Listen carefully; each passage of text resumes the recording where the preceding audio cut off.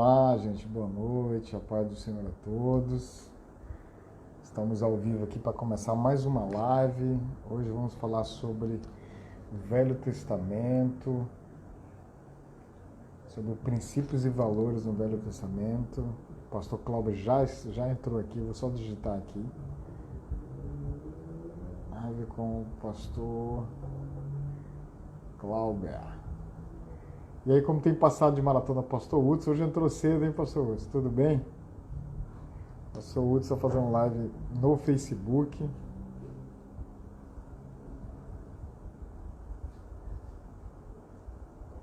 Princípios no Velho Testamento.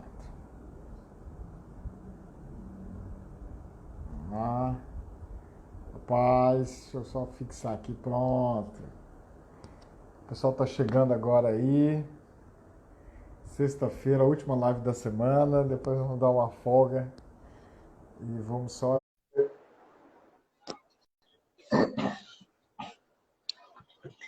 Acho que todos aqui já conhecem o pastor Cláudio Maia. Opa! Opa, meu amigo, como você está? Tô bem, graças a Deus. Obrigado por estar com a gente. Rapaz, A satisfação é minha. Quando viu, pastor Hudson, você vê um nível diferente, você olha para trás da live ali, ó, não tem nada aqui, meu amigo. Os intelectuais estão no outro patamar ali, né, gente? Ah, é porque é o único espaço que eu tenho que a gente pode ficar com mais calma, sem ter ninguém assistindo, ou conversando, ou cozinhando, então melhor É espaço família esse grande, mesmo. né? Todo mundo em casa, tem que arrumar um cantinho, Todo né? mundo em casa, é verdade. Aqui nesse horário tá todo mundo pro quarto lá, tá todo mundo trancado lá. Coisa Mas é assim boa. mesmo.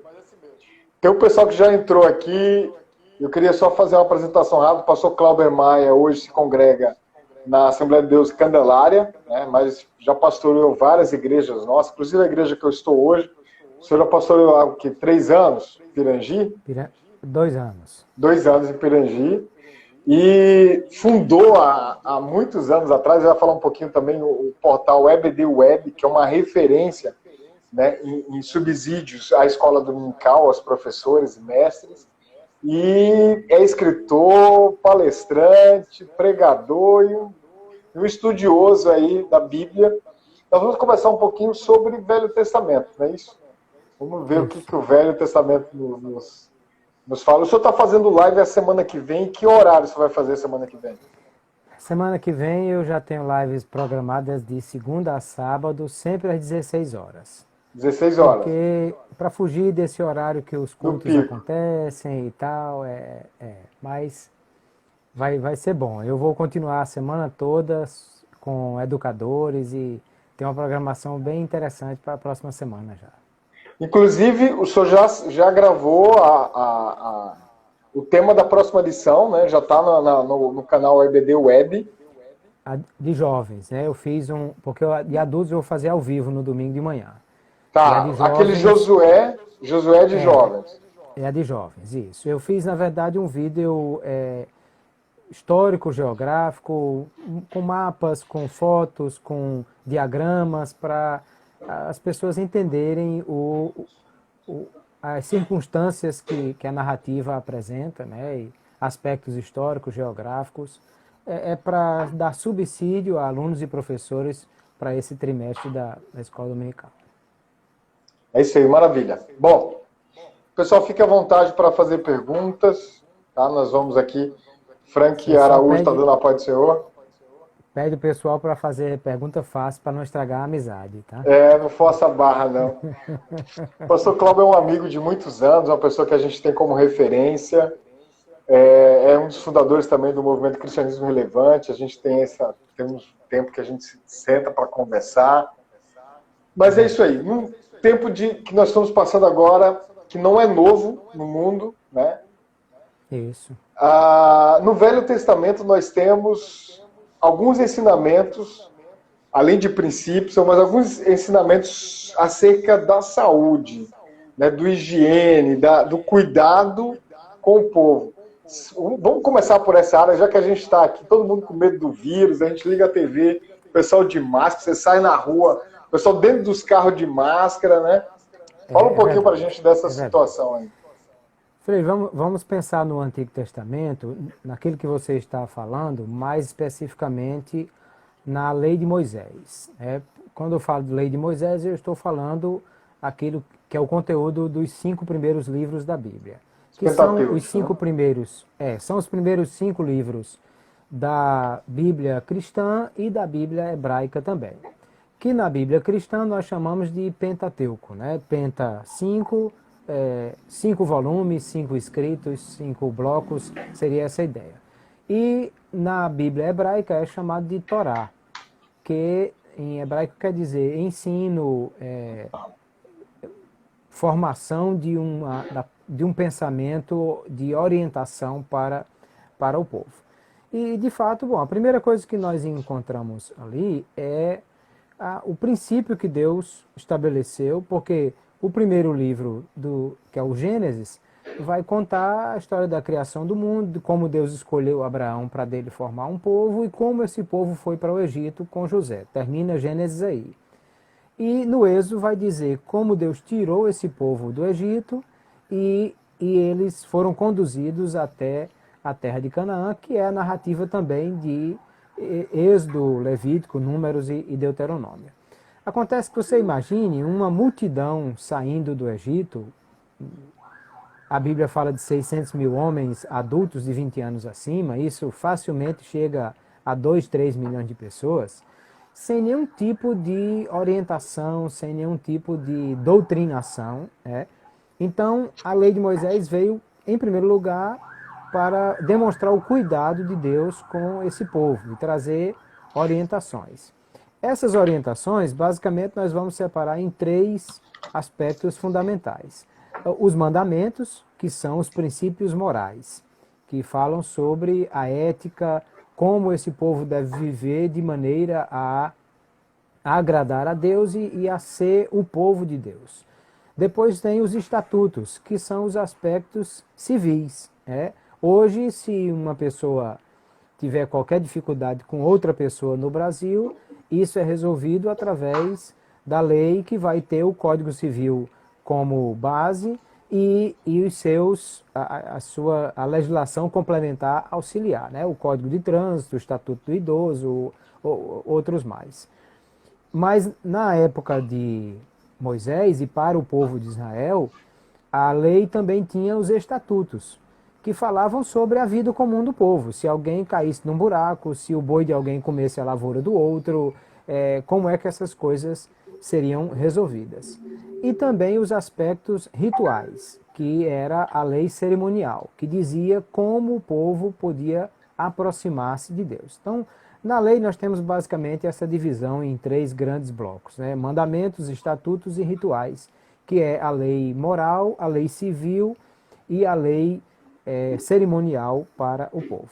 Dentro dos estatutos, a lei civil, que na verdade nós vamos observar que, embora alguns aspectos da lei de Moisés fossem semelhantes às leis da época, como a lei do Talião, de Hammurabi e outras mais, mas em outros aspectos a lei de Moisés era muito superior a tudo aquilo.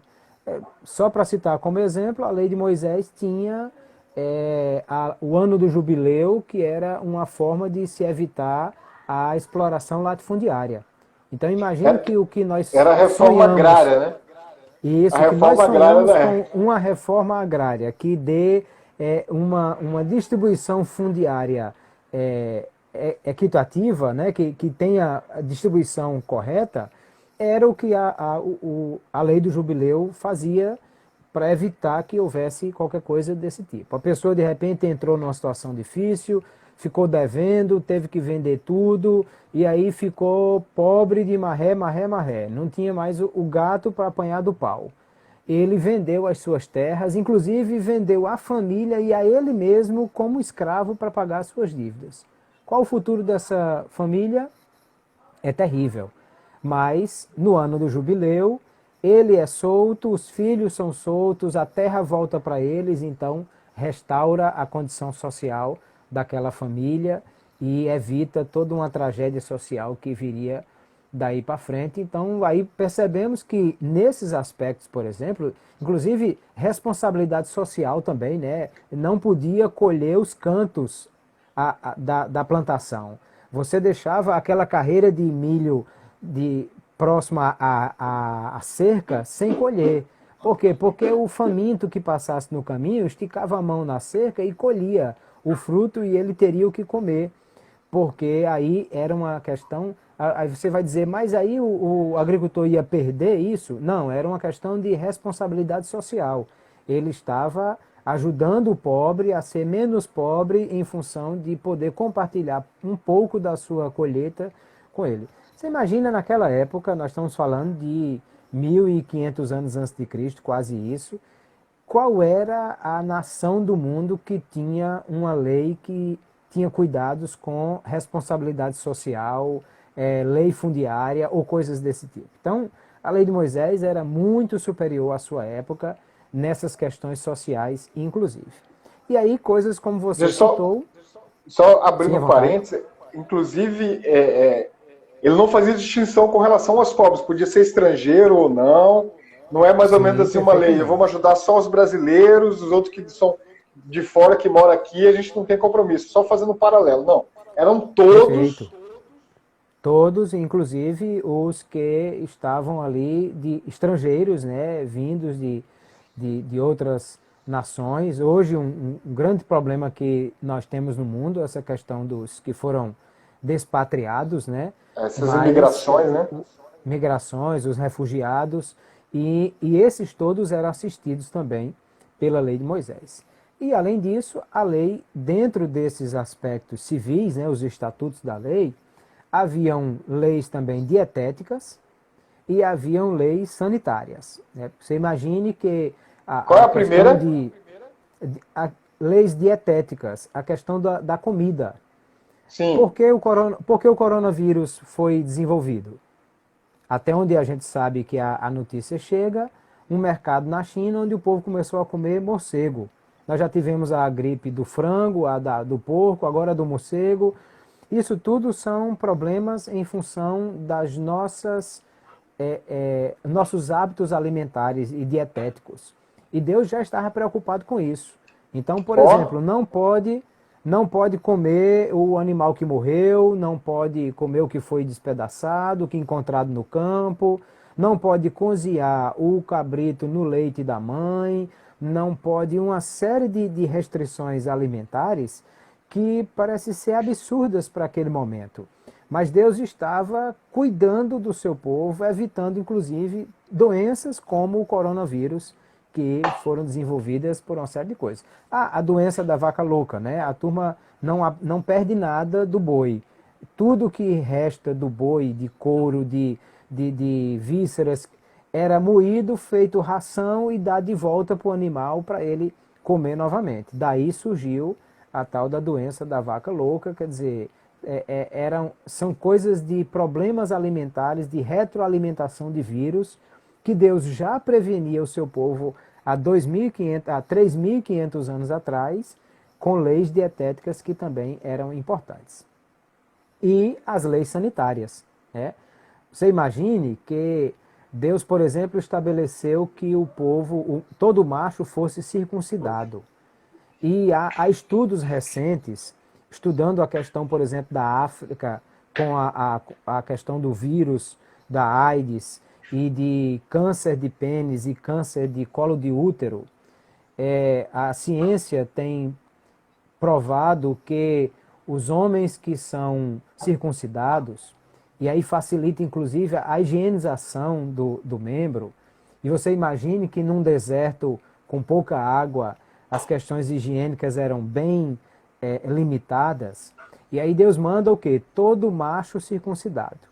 E aí se observa hoje, a ciência comprova que o número de câncer, a incidência de câncer de pênis e de colo de útero é infinitamente menor quando os homens são circuncidados, porque facilita inclusive a higienização do membro. Quem de nós sabia disso há 3.500 anos atrás, quando Deus estabeleceu que o seu povo tivesse todo macho circuncidado? Isso era É uma de lei uma sanitária. riqueza, né? Um Deus preocupado com a saúde do seu povo, com o bem-estar do seu povo. A gente está falando de um aspecto de um povo no deserto. Sim, 40 sim. anos, né? Migrando no deserto. Então, isso é É, muito profundo. Isso. é verdade. E as leis sanitárias, elas incluíam coisas como também, após o ato sexual, se lavar, a mulher que estava em período de menstruação manter-se afastada e se lavar, porque hoje se sabe a questão da contaminação pelo sangue como é muito grande. Então, havia toda esse cuidado, né? Apareceu mofo numa casa, então ia lá, raspava a parede, vê se o mofo continua aparecendo, se não, reboca a parede com um reboco novo e está resolvido o problema. Se continua aparecendo, então destrói a casa, enterra tudo e constrói outra casa para evitar essa questão. Isso tudo era para que fungos, bactérias, que vamos lembrar que fungos e bactérias nós descobrimos que existem agora há poucos anos atrás, né? Não É tem 200 verdade. anos que a gente sabe, não tem 200 anos que a gente sabe que existem fungos e bactérias. Então, há 3.500 atrás, ninguém fazia a menor ideia que isso existia. Porém, exatamente nesse momento, Deus já tinha cuidado com essas coisas. Tudo que tiver sangue, tudo que tiver sêmen, tudo que tiver algum produto que saiu do homem, do corpo humano, precisa ser lavado, essa pessoa precisa ficar reservada. Se aparecia alguém em qualquer situação desse tipo, ficava em quarentena. Tudo isso para evitar que as doenças contagiosas alcançassem o povo e que o povo fosse livre dessas questões. Deuteronômio capítulo 23 diz que quando o povo fosse no deserto para fazer as suas necessidades, deveria levar uma pá ou uma estaca consigo, e aí deveria, ao terminar de fazer suas necessidades, enterrar aquilo que ele fez, por isso levava a pazinha na mão para fazer lá no deserto. Como não havia a mínima possibilidade de construção de latrinas, de banheiros no deserto, mas enterrar já era um cuidado muito grande que nenhum outro povo daquela região tinha esse cuidado naquela época. Se fazia na rua, se fazia no mato, se fazia na água do rio, e Deus já orientou o seu povo a que fizesse e enterrasse exatamente para que não houvesse contaminação com as fezes. Aí nós percebemos, Frei, como o cuidado de Deus é muito grande com todos nós e como a lei do Antigo Testamento já trazia aspectos que eram muito superiores ao pensamento daquela época, visando exatamente o cuidado de Deus com o seu povo. Além, claro, dos aspectos sociais, né? Porque outros aspectos dos estatutos cuidam desse relacionamento. Uma pessoa tem um boi, o boi comeu a lavoura do outro. O que é que faz? Você paga a lavoura que o seu boi comeu. Não há guerra, não há confusão, não há nenhum tipo de conflito. Por quê? Porque já está definido na lei como é que se resolve. Se você vai no trânsito e você parou num semáforo, a pessoa atrás veio, bateu no seu carro, você não precisa brincar, nem xingar, nem sair com nenhum tipo de agressão com essa pessoa. Por quê? Porque existe uma lei que ampara isso. Então é só você descer, não, meu amigo, tá tudo bem, tudo tranquilo, nós vamos chamar agora as autoridades e elas vão tomar conta disso, porque existe uma lei de trânsito no Brasil que regulamenta isso. Você não precisa estar preocupado com relação a essas questões. Então era o caso em Israel. Havia um conflito qualquer com divisão de terras, com um boi que chifrou alguém, com um homem que bateu no outro e ele agora ficou tão machucado que não pode trabalhar, não tem nenhuma dificuldade. A lei já estabelecia tudo isso como deveria ser feito, a fim de que as igualdades sociais pudessem ser garantidas nesse aspecto. Maravilha, maravilha. Já entrou aqui meu amigo Zé Filho, lá direto de Açu. Esse pastor é uma benção. O pastor Gonzaga entrou aqui também. Vários Andersons da Presbiteriana Zona Norte, lá do Pajuçara, Nova República, Xangô, e muita gente responsabilidade está boa aqui. aumentando, né? É. A responsabilidade Gente, está aumentando, né? Fiquem à vontade para perguntar aqui para o pastor Cláudio. A gente está conversando um pouquinho sobre princípios e valores no Velho Testamento. Ele trouxe aqui, o senhor resumiu, basicamente, vários capítulos de vários livros em alguns minutos. Então, um resumo muito gostoso. O senhor falou rapidamente do ano de jubileu. Está fazendo propaganda aqui, né, Xandô? Xandô é Alexandre, que colegou com a gente lá na Esperança. Fazendo propaganda da internet, Hello, internet que atende ali. Eu vou ganhar um cachê agora. Atende Felipe Camarão, Cidade da Esperança, não é isso, Xandô? Que bom, muito bem. O senhor falou do ano de jubileu. Perfeito. Tem a questão do ano sabático, está na mesma sequência, e o ano de jubileu. Alguns estudiosos dizem que a falta de cumprimento dessa norma, quer dizer, Deus definiu bonitinho, ó, a regra é essa, tem que fazer, tal. O descumprimento dessa norma levou ao cativeiro da Babilônia. A gente está fugindo um pouco lá do Pentateuco, mas eu queria que você falasse um pouquinho dessa conexão. O ano de jubileu a cada 50 anos, né? Que era 7 vezes 7, 49, cada 50 anos. E o que isso tem a ver com o cativeiro babilônico? Na verdade, o cativeiro ele foi provocado por uma série de condições, né? A idolatria, a imoralidade sexual, a injustiça social, que capítulo 5 de Jeremias, Deus vai estabelecer algumas coisas para dizer por que o cativeiro vai acontecer. Mas muitos estudiosos fazem essa conta, que 70 anos de cativeiro corresponde exatamente ao número de anos que eles deixaram de celebrar a Páscoa e de fazer com que o ano do jubileu acontecesse. E que Deus estaria cobrando, né, esse período que eles deixaram de fazer para que a terra descansasse, para que todas essas coisas viessem a acontecer. É preciso fazer um cálculo matemático bonitinho desse período, mas muitos estudiosos percebem que há essa relação, que os 70 anos são exatamente para fazer cumprir todo o período para trás que eles não fizeram com que a lei fosse cumprida e que essas coisas acontecessem.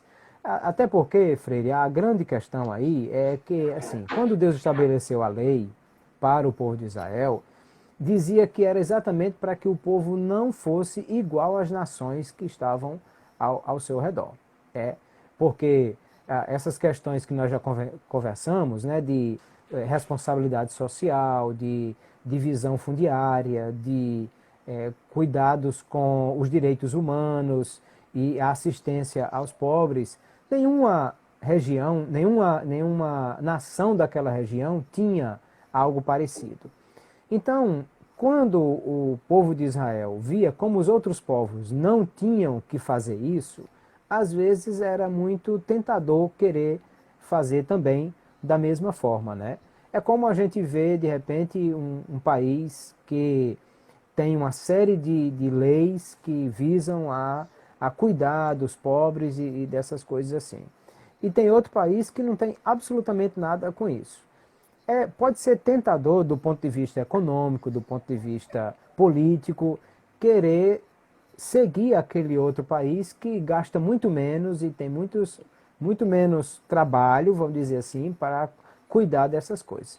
Então, de alguma forma, Israel foi tentado muitas vezes em querer imitar as nações ao redor dele. E que Deus vai falar muitas vezes sobre essa questão de como eles quiseram ter um rei igual às outras nações, como eles quiseram ter vários deuses como as outras nações e também como eles quiseram descumprir as leis e viver conforme as nações vizinhas que não tinham leis semelhantes a essa.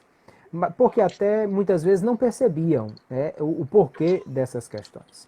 Se você perguntar a um judeu ainda hoje por que, por exemplo, não pode cozinhar o cabrito, a carne do cabrito no leite da mãe.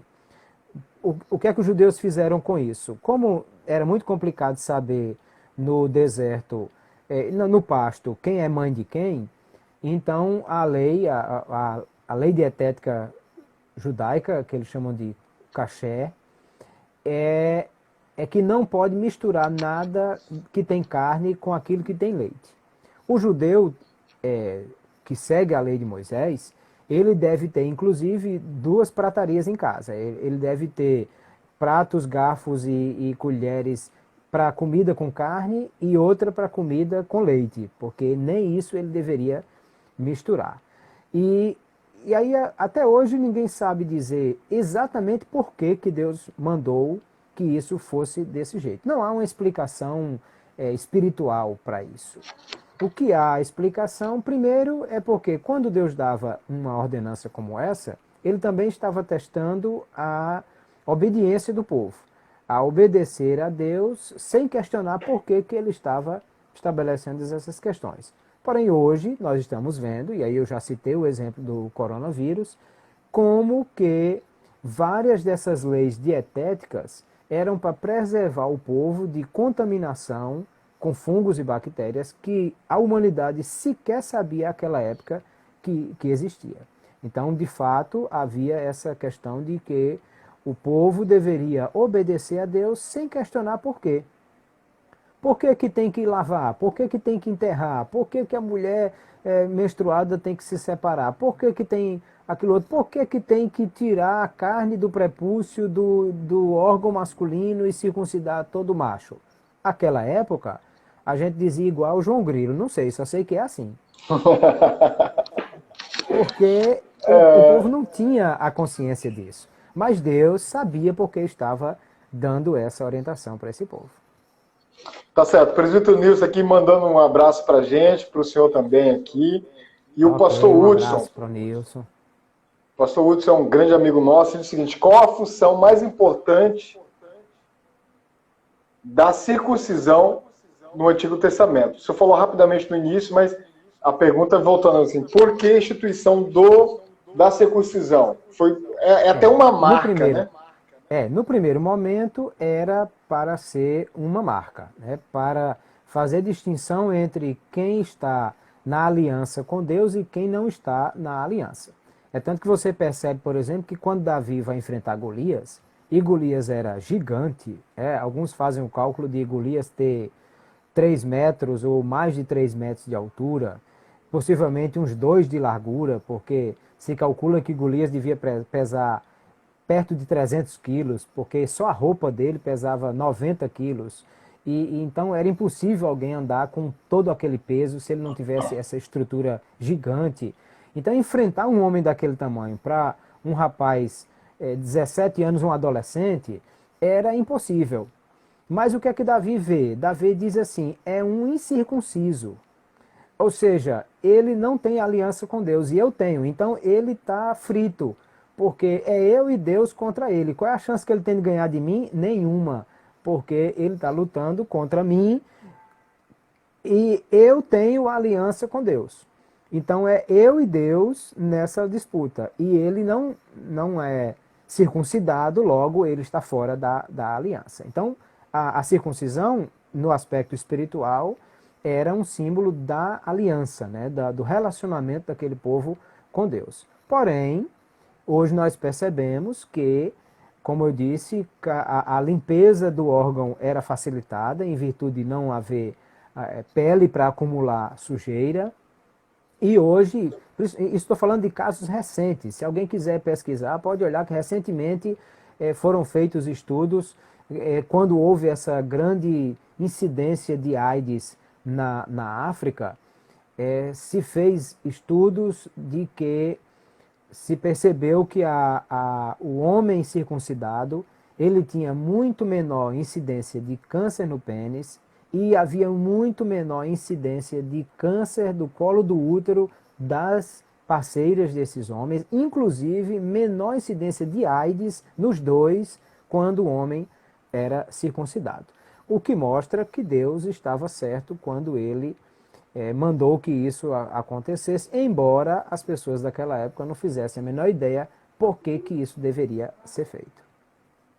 Maravilha. Vamos voltar lá para o início, nós falamos um pouquinho do cuidado de Deus com o povo no deserto. Tem um versículo, acho que é Levítico 19 ou é Levítico 25, que Deus, que tá previsto lá que ao contratar um diarista, ele não deixava para pagar no dia seguinte. Quando eu ministro uma palestra sobre fé e cidadania, eu sempre uso esse termo, né? Que Deus é esse que se preocupa com a contratação de um diarista. E nesse contexto, a Bíblia traz uma preocupação muito grande de Deus com pobres, órfãos, viúvas e estrangeiros. Isso está muito claro, principalmente eu fiz um bocado nos estatutos civis, né? Na preocupação de Deus com o povo. Me fala um pouquinho por que dessa categoria, desse quarteto aqui. Veja que eu falei no início que a lei de Moisés basicamente ela é dividida em 3 grandes blocos, né? Mandamentos, estatutos e rituais. Os rituais, eles tinham uma outra função que a gente pode ou não conversar mais tarde, se der tempo. Os mandamentos, eles tinham a função de estabelecer o código de ética, de comportamento que Deus queria para o seu povo. Ele queria mostrar qual o nível de santidade que esse povo deveria viver e como ele deveria enxergar as coisas, né? Porque se eles tivessem uma mentalidade que seguisse a mentalidade divina, cujos princípios éticos fossem semelhantes àqueles que Deus estabeleceu, então eles não teriam grandes dificuldades em obedecer os estatutos. Porque nos mandamentos, essas questões já estavam, os princípios morais já estavam ali estabelecidos. Então, quando ele diz não matarás, não roubarás, não adulterarás, não dirás falso testemunho, entre outros tantos, né? Amarás o Senhor teu Deus sobre todas as coisas, amarás o teu próximo como a ti mesmo. Isso são mandamentos. Quando o povo entendia que esses mandamentos eram princípios éticos morais que deveriam ser incorporados à sua maneira de viver, então seguir os estatutos não seria difícil, porque ele já tinha essa forma de vida incorporada em função dos mandamentos que ele já tinha, né? O Talmud e os escritos judaicos posteriores vão dizer que os mandamentos da lei são 613, sendo 248 proibições e 365 obrigações. Então, assim, o volume de conteúdo ético e moral na lei é imenso para que o povo entendesse como é que isso funcionava. E aí depois vem os estatutos e entre eles todas essas questões. No cuidado com os pobres, com os forasteiros, havia essa questão de você não pode tomar a capa, porque a capa é a única cobertura que essa pessoa tem para o frio da noite, por exemplo. Então ele dizia, se você até tomar a capa em função de uma dívida, porque às vezes o sujeito teve que contrair uma dívida, ele não tinha o gato para apanhar do pau, e aí o que é que ele faz? A capa dele como forma de garantia, né? Seria um penhor. Só que toda noite tinha que devolver a capa do rapaz, porque é a única forma dele se proteger do frio. Então tem que ter o cuidado com relação a isso. Com relação aos pobres, e os órfãos e as viúvas, Deus tem um cuidado muito grande com os desvalidos, né? Aqueles que não há ninguém que os valha, que possa cuidar deles. Órfãos e viúvas estão dentro do bloco desses desvalidos. E Deus, inclusive, declara que Ele é pai de órfãos e juiz das viúvas. E ainda diz uma coisa, não mexa com os órfãos e nem com as viúvas, porque se eles clamarem a mim, eu os ouvirei. Então está dizendo assim, não tem ninguém por eles. A viúva não tem esposo, os órfãos não têm pais, eles são desvalidos, eles não têm ninguém que possa cuidar deles. Então eu me proponho, Deus, a ter esse cuidado com essas pessoas que estão nesse grupo de risco de desvalidos. Então, vocês não mexam com eles, porque se alguém perseguir um órfão, uma viúva, e ele clamar a mim, eu o ouvirei, e aí você imagina o tamanho da bronca que o sujeito está comprando, indo mexer com alguém que Deus disse que estava sob sua proteção, visto que não havia ninguém que os protegesse. Então, e os pobres, que não tinham, entre outras coisas, o que comer, havia uma série de cuidados. O dízimo do Antigo Testamento havia pelo menos 3 dízimos, né, e 3 finalidades distintas. Um deles era o cuidado com os sacerdotes, porque os sacerdotes iam servir no templo e deveriam comer. Então, eles tinham todas as oferendas que eram levadas para o templo, era para que levitas, sacerdotes, tivessem o que comer. Havia um outro dízimo que era o da celebração, que era para que, como toda grande festa do ano era obrigado a subir a Jerusalém, você não podia chegar em Jerusalém e não ter com que celebrar ao Senhor. Então tinha que separar uma parte da renda para isso também.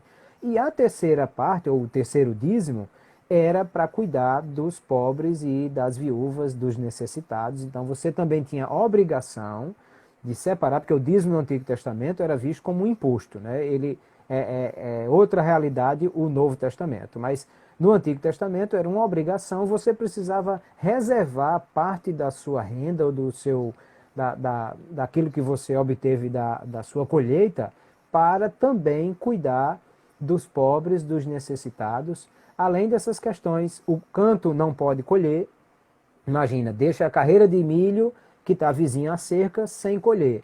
Por quê? Porque o pobre passando pelo caminho, ele estica a mão e já pega a espiga de milho ali mesmo da estrada. O que cair no chão não pode colher também. Por quê? Porque era dado aos pobres o direito de estar junto com os que colhiam para colher isso aí.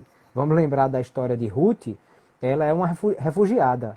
Ela está nesse grupo de risco aí, que é uma forasteira. Ela saiu de Moabe e veio morar em Israel, em Belém, vindo com a sua sogra Noemi. E aí ela chegou o período da colheita, ela vai para o campo. E vai para o campo porque ela precisava se alimentar e trazer comida para sua sogra, que era idosa. E aí o que é que ela faz? Aí, como eram muitos pobres, o que é que foi feito ali no livro de Ruth? Era lançado sorte. Então, cada pessoa que ia ter uma colheita, tinha um grupo de refugiados que ele precisava abrigar. Como, para não ficar todos os refugiados numa fazenda e outra fazenda não ter ninguém, então era distribuído de forma igualitária para que eles pudessem ter cada um o seu lugar. Aí foi lançado sorte e aí, por sorte, Ruth cai na fazenda de Boaz, que era exatamente aquele homem aonde ela foi colher. Boaz bateu o olho na viúva, achou bonita, e aí já deu uma cutucada no camarada que estava colhendo, diz, olha, quando tu encher a cesta, faz que tropece e derrama, que é para deixar mais no chão do que o normal, entendeu? Porque eu quero que essa viúva volte para casa bem alimentada, que eu estou de olho nela e ela emagrecer, ela não vai dar certo para mim. Quer dizer, já tinha interesse aí de Boaz, mas ele está cumprindo aquilo que a lei de Moisés estabelecia, o cuidado com os pobres, com os refugiados, né, com os forasteiros, e que não só ela tinha o direito de colher o que caía, como ele, inclusive, recomendou que ela pudesse, que eles derramassem mais no chão, e ainda orientou-a que quando ela tivesse com sede, ela podia beber da água dos trabalhadores, para que ela também, claro, além de fome, ela tinha sede e ela pudesse fazer isso aí. Perceba que, claro, no caso de Boaz, numa situação posterior, que ele descobre que ele pode ser o esposo da viúva, aí ele fica mais interessado ainda no negócio. Mas antes disso até, ele tem um coração bondoso de cuidar da refugiada, porque os princípios morais da lei funcionam no seu coração, ele é obediente a Deus porque guarda os mandamentos, e por guardar os mandamentos, ele também obedece os estatutos. Daí porque ele está fazendo com que a lei de Moisés desse cobertura para esse pobre, para esse necessitado que ele estava acolhendo. Maravilha. Tem uma pergunta aqui sobre dízimo, né, do Zé Filho, lá de Açu. Na lei exigia a obrigatoriedade do dízimo e no Novo Testamento. Sou dizimista, pois entendo que é a manutenção da obra de Deus. Novo Testamento tem muitas referências também sobre isso. Fala rapidamente sobre isso. Na verdade, como eu disse, o dízimo na lei de Moisés, ele tinha uma necessidade, um princípio estabelecido, né? Primeiro era o sustento do sacerdote. O segundo era uma forma de glorificação a Deus, porque fazia com que o homem tivesse com que celebrar ao Senhor. E o terceiro princípio era o aspecto de dar condição ao Estado, vamos dizer assim, de suprir ou de atender a necessidades com os pobres e essa questão. Quando nós vemos para o Novo Testamento, nós vamos ver que os princípios são os mesmos. Primeiro que o apóstolo Paulo vai dizer que aquele que trabalha na casa do Senhor também deve se alimentar daquilo que ele faz, e cita inclusive dizendo que a lei de Moisés dizia: não atarás a boca ao boi que debulha. Ou seja, se você botava o boi para trabalhar, que era comum naquela época, um moinho, você colocava o cereal dentro do moinho e um boi andando em círculo puxando esse moinho para fazer com que você pudesse quebrar todo o seu cereal, fazer farinha e vender. Agora faz o seguinte, bota o boi para andar o dia todinho ao redor desse moinho e não dá comida para o boi. Sabe o que acontece? Ele fica fraco das pernas e vai cair, vai morrer, e você perde o quê? A mão de obra que você tinha, quer dizer, a capacidade produtiva que você tinha. Então, o que é que a lei de Moisés dizia? Não atarás a boca ao boi que debulha. Ou seja, quem está trabalhando para você precisa ser bem alimentado para que ele possa continuar trabalhando.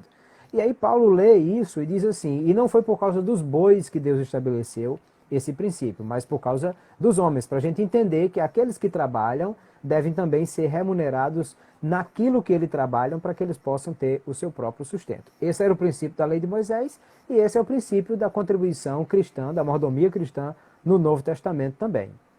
Assim como a questão da igreja ter a condição de suprir as suas necessidades, assim como a questão da glorificação a Deus, porque se você entrega o seu dízimo por uma questão de gratidão a Deus, você está cumprindo com essa questão. Por isso que Jesus disse assim: olha, você tem que decidir quem manda em quem, porque você não pode servir a dois senhores. Se você serve a um, vai rejeitar o outro; se amar um, vai desprezar o outro. E aí ele diz o quê? Ninguém pode servir a Deus e às riquezas. Então eu tenho que decidir, ou eu mando nas riquezas ou elas mandam em mim. Aí a gente vai ter que chegar a resolver esse impasse. Daí a gente precisa ter, então, um princípio a ser estabelecido. Eu entrego a Deus parte da minha renda como forma de gratidão por aquilo que Ele me deu, reconhecendo que dele foi que eu recebi, ao mesmo tempo que eu estou dizendo também que eu é que mando no meu dinheiro e não o dinheiro que manda em mim. Porque se você deixa para dar o dízimo só depois que paga suas contas, normalmente sobra muito mês no fim do salário, e aí o sujeito depois não tem como fazer essa coisa. Então, por isso a orientação é primeiro o do Senhor, depois o meu. A única diferença do dízimo no Antigo Testamento para o Novo Testamento é que no Novo Testamento não é obrigatório. Aí é uma questão de exercitar a gratidão e ao mesmo tempo de exercitar a generosidade. Mas o apóstolo Paulo vai dizer: todo primeiro dia da semana separe o dízimo, ou seja, regularidade, ou separe a contribuição, né? Então ela tem regularidade. Depois ele diz: faça isso conforme as posses de cada um. Então tem proporcionalidade também nisso aí. Ou seja, regularidade e proporcionalidade eram princípios do dízimo do Antigo Testamento. A única diferença vai ser, como eu disse, que é aquele que dá com alegria, né? Eu vi outro dia o pastor Jeremias Pereira, pastor da 8ª Presbiteriana de Belo Horizonte, Figurou, ele dizendo, é uma figura, ele disse: olha, o pastor e o tesoureiro gostam de quem dá com raiva também.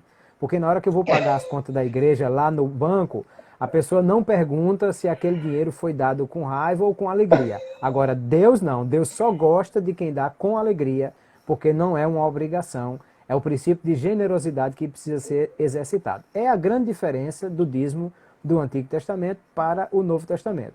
Mas princípios de regularidade e de proporcionalidade e os objetivos do dízimo são muito semelhantes, por isso que, na verdade, todas essas bases foram estabelecidas no Antigo Testamento. Maravilha. Pessoal que chegou depois aí, o pastor Cláudio fez uma introdução fantástica. Essa live vai ficar salva aqui até amanhã no meu Instagram e eu também vou postar no meu Facebook, @Cidadão Freire. Estará lá, se Deus quiser, amanhã. Mas o senhor falou de 3 aspectos da lei, né? Tem os mandamentos, os estatutos, que são aspectos civis, e os cerimoniais. Essas 3 coisas, o senhor falou agora há pouco também, que elas estão entrelaçadas. Né? Uma coisa não anula a outra. Tanto que em Isaías, o profeta Isaías começa o capítulo 1 dando um coice, né? E todo mundo ele anula. Ele falou: olha, Deus está enojado com as orações, com as assembleias, com as festas, com todo o ritual, com o sacrifício, porque. Aí explica lá na frente. Então, o povo se esqueceu disso, deu mais importância ao cerimonial, e aí a gente até dá para fazer um contraponto com os dias atuais também, né? Perfeito. O cerimonial era o aspecto ritual da lei e que, na verdade, ele apontava para o relacionamento com Deus. Né? Quando alguém levava um animal para sacrificar, era uma forma de adoração. Do ponto de vista didático, Deus estava ensinando também ao povo o princípio da redenção que ele estava estabelecendo. Lá na frente, quando Jesus aparece no povo judeu, e Jesus vem para João Batista, João olha para ele e diz assim: eis o Cordeiro de Deus que tira o pecado do mundo. E se fosse no Nepal ou se fosse na China, tinha que dar grandes explicações para dizer o que era que um cordeiro tinha a ver com os pecados do povo. Mas como era no povo judeu, não precisava explicar nada, porque todo mundo já entendia que um cordeiro levado para sacrifício a Deus implicava na remissão dos pecados que aquela pessoa cometeu. Então, quando João disse sobre Jesus, eis o Cordeiro de Deus que tira o pecado do mundo, todo judeu já entendeu o que ele estava querendo dizer com relação a isso. Então, os aspectos rituais apontavam também para Cristo e ensinavam sobre o plano de redenção de Deus. Mas eles também estabeleciam o aspecto do relacionamento, porque aí a ideia não vale só o boi que você leva ou o cabrito que você leva, mas você precisa levá-lo com o coração contrito. Você precisa fazer isso, mas fazendo de forma a que os mandamentos sejam entendidos por você. Ou seja, mandamentos dizia o aspecto moral, estatutos dizia relacionamentos com os homens e rituais diziam relacionamento com Deus. Qualquer uma dessas pernas que fosse quebrada dava problema. É o caso de Isaías primeiro. Primeiro Deus chama Israel de Sodoma e Gomorra. Porque lá em Jeremias 5, ele diz que o povo relinchava cada um a mulher do seu próximo. Imagine dizer assim, é como um cavalo que deseja a égua que está no cio, olhando para a mulher do seu próximo. E esse foi um dos motivos do cativeiro também. E depois Deus vai dizer, não olho para as festas, detesto os sábados, quando vocês oram a mim eu dou as costas. Por quê? Porque você não trata da causa da viúva, porque você não cuida do pobre, do necessitado. E aí ele diz o quê? Faça essas coisas, atente para todos esses mandamentos e estatutos, e então vinde a mim e eu vos receberei. Vamos conversar, ele diz no versículo 18, né? Vamos conversar e eu vou receber vocês e ouvir as suas orações, porque vocês estão trazendo o aspecto cerimonial, mas esquecendo dos estatutos e dos mandamentos, porque as 3 coisas estão intimamente ligadas e elas precisavam ser entendidas dentro do mesmo princípio de que foi Deus quem estabeleceu tudo isso para que o povo pudesse viver em santidade, fazendo com que todas as nações percebessem como era viver de acordo com os princípios divinos. Inclusive, na continuação desse texto, Isaías faz uma crítica pesada aos líderes da época, religiosos, sacerdotes, que estavam maconunados lá com os líderes políticos. Para a gente entrar numa fase final aqui, se alguém quiser fazer alguma pergunta, fica à vontade. O senhor que é quase um guia de Israel também, fala um pouquinho de Israel hoje. O que eles seguem, quais são as regras que eles seguem hoje lá do Pentateuco, né, da Torá, e, digamos assim, isso é o segredo do sucesso deles? Muito bem. Primeiro que Israel é um país onde a liberdade e os direitos humanos é muito valorizado. É a única democracia do Oriente, né? É o único lugar onde uma pessoa pode ter o seu direito de expressão, de liberdade, em todos os países do Oriente. Nenhum outro país da região garante isso. Você imagine que, por exemplo, Israel nunca tocou nos monumentos muçulmanos que ele hoje tem no seu território. Porque no dia que Israel tomou a nação, né, ou conquistou a nação, e quando na guerra de 67 ele tomou Jerusalém, teria sido muito fácil estourar, quebrar, arrebentar, como o Estado Islâmico está fazendo com as estátuas de Buda, com as outras, todos os símbolos de outras religiões que eles estão encontrando. Mas Israel não tocou em absolutamente nada e o governo garante a integridade de tudo isso até hoje. Há vários monumentos muçulmanos em todo o território de Israel, como há também cristãos, evangélicos, católicos, e Israel preserva tudo isso porque entende que a liberdade de culto das pessoas precisa ser preservada. A liberdade de poder ir e vir, todas essas coisas estão bem arraigados nos princípios morais que eles vão seguir até hoje, né? Porque, como eu disse, outras religiões e todos os países da região não vão preservar esse tipo de coisa. Além disso, a comida, né, hoje nem todo judeu segue, mas principalmente os ortodoxos são muito preocupados com essa questão das leis dietéticas que eles continuam seguindo do Antigo Testamento e cuidam muito bem disso. A questão do sábado, na maioria das cidades judaicas, é muito bem preservado. Então, primeiro que Israel conta o dia na noite do dia anterior, né? Porque primeiro existiu a escuridão para depois surgir a luz. Então, na sexta à noite começa o sábado. Quando escurece na sexta-feira, começa o sábado. Quando escurece no sábado, começa o domingo. E assim por diante vai. Não é como nós contamos a partir de meia-noite. Então, escureceu a sexta-feira. Lá o expediente normal é de sábado a quinta. O nosso aqui é de domingo a quinta, né? A nossa semana aqui é de segunda a sexta, a semana comercial. Lá é de domingo a quinta. A maioria das pessoas trabalham do domingo até a quinta. Alguns não trabalham na sexta, outros trabalham só na sexta à tarde, pela manhã. À tarde já tem folga, por quê? Porque daqui a pouco, quando escurecer, já começa o sábado. Cidades como Jerusalém, fecha tudo. Não roda trem, não roda ônibus, não roda shopping. Porque a ideia do sábado não é você sair para passear, ir para o shopping e tomar cervejinha na calçada. A ideia do sábado é você ficar em casa com a sua família e fazer as suas orações e ter o seu momento com Deus. Então, as cidades judaicas, elas cumprem isso. Eu conheço brasileiros que foram morar em Israel e daí saíram das cidades judaicas, foram morar, por exemplo, em Nazaré. Por quê? Porque eles não gostavam dessa ideia. Na sexta-noite queria ir para cinema, queria ir para shopping, queria ir para barzinho, não sendo evangélico. Mas em Jerusalém ou outra cidade israelense, nada disso funciona porque tudo é fechado. E fechado por quê? Por causa do sábado. E por que é fechado? Exatamente porque quando Deus estabeleceu o sábado, ele disse assim, para que descanse você, o seu boi, o seu empregado, tudo que funciona precisa de descanso, inclusive a sua amassadeira e todas as coisas que vão precisar de reparo, precisa de descanso. E por isso o sábado foi estabelecido.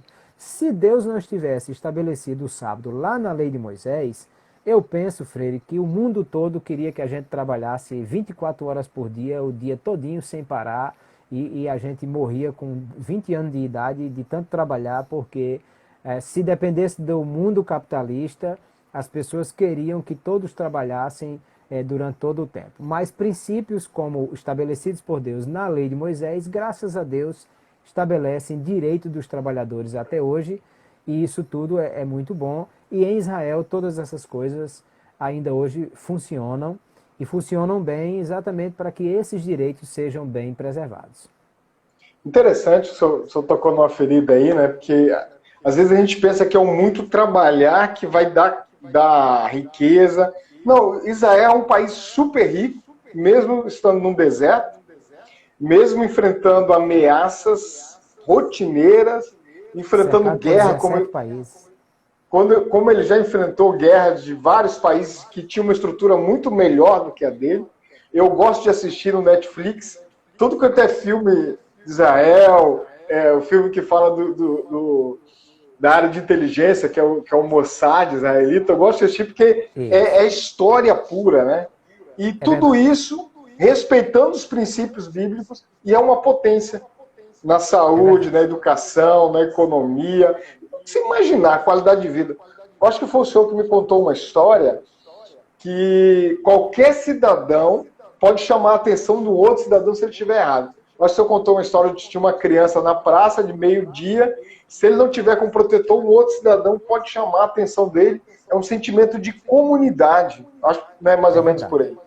É verdade. E os kibbutz em Israel, os kibbutzim, né? O kibbutz, que é as comunidades rurais que surgiram e depois se tornaram referência em Israel, é bem assim. Todo mundo cuida de todo mundo.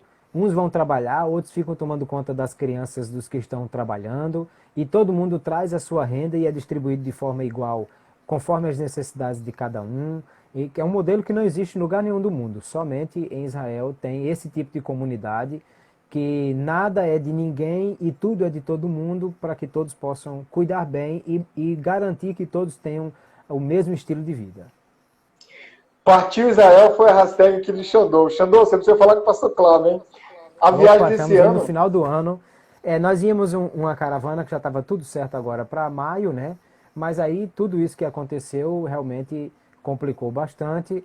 Então nós conversamos com o grupo e já tínhamos uma outra caravana que estava sendo montada para novembro. Aí nós vamos unir as duas caravanas. Então em novembro nós estamos indo novamente para Israel. Quem quiser ir comigo é só me chamar que eu levo você para ir conosco, ver de perto tudo isso que a gente está conversando. Olha aí, é um privilégio. Quem sabe aí, né, Val e Xandô. O Xandô podia patrocinar a nossa aí, Xandô. Estou fazendo mexer aqui. Gente, a gente está acabando o tempo.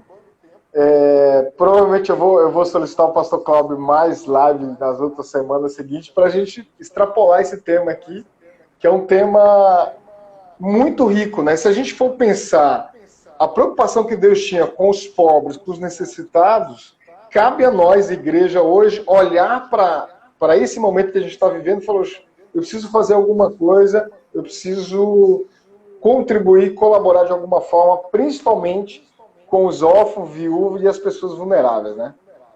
É verdade. E isso, com certeza, é algo que nós devemos pensar, porque é algo que está no coração de Deus, que Ele, há 3.500 anos atrás, já pensava sobre essas questões. Maravilha. Maravilha. O Xandô falou aqui, partiu... Olha, disse que na próxima vamos comemorar a vitória.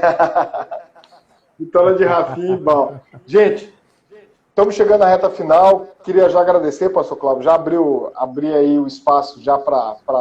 A gente tem 2 minutos para suas palavras finais. Muito obrigado pelo seu tempo, por essa aula que você nos deu aí sobre o Velho Testamento e um monte de outras coisas. Eu fiz um monte de anotações aqui. Então, aprendi bastante hoje. Eu acho que todos aprenderam aqui também. Tem um comentário aqui, foi muito bom. Tatiana, né, foi muito bom. Tem muito mais. Então, que venha mais live, né? Ô, Tatiana, vai vir, se Deus quiser, viu? Muito esclarecedor, live top. Obrigado, Xandô, pastor Cláudio, com as palavras. Muito bem, Freire. Eu agradeço a oportunidade de estar aqui contigo e dividindo esse momento, esse espaço, o carinho dos irmãos que estão aí escrevendo algumas coisas, e dizer que, de fato, nós precisamos ler a Bíblia, primeiro para conhecer a Deus, porque é o primeiro propósito, e depois para conhecer como Deus quer que nós devemos viver, quais os princípios que Deus estabeleceu para nós, porque certamente é o melhor que há para nós e para os outros, para uma sociedade viver de forma justa, igualitária e mantendo os seus cuidados. Nós só precisamos de seguir as orientações bíblicas, porque elas representam exatamente isso. E se nós tivermos esse cuidado, certamente vamos ter uma melhor atenção a Deus e também aos nossos próximos, aos nossos semelhantes e àqueles que são necessitados, que estão conosco. Amém, gente. Tá acabando 20 segundinhos. Pastor Cláudio, muito obrigado. Deus continue abençoando o senhor e a sua família. Um abraço. Gente, obrigado a todos pela presença aí. Até a próxima, se Deus quiser, gente. Acompanhe o perfil do Pastor Cláudio, hein? Vamos lá, siga lá, gente. Valeu.